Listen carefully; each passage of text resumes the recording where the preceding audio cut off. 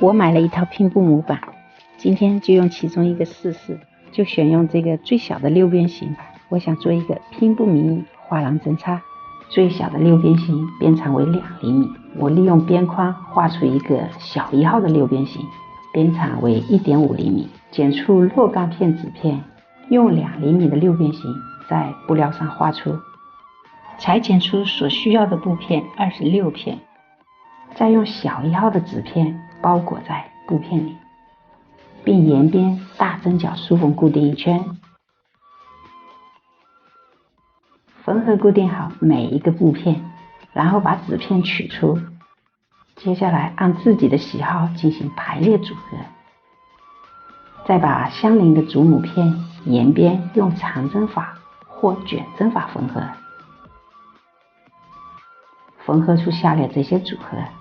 接下来把花瓣形组合的每一个六边形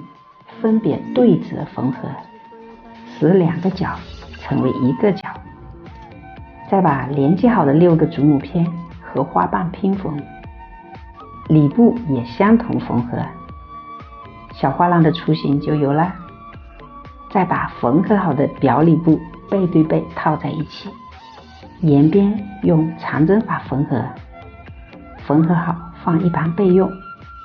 另外再取一块布料画个圆，手工梳缝一圈，抽紧线，填入珍珠棉，做出一个棒球状的小棉球，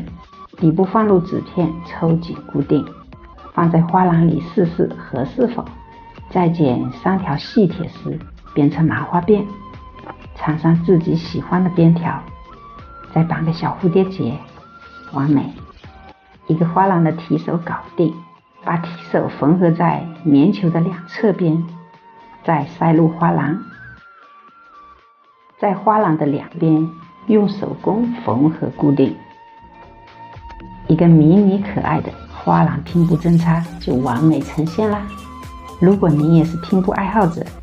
快点赞点收藏，关注丽丽，您会收获更多。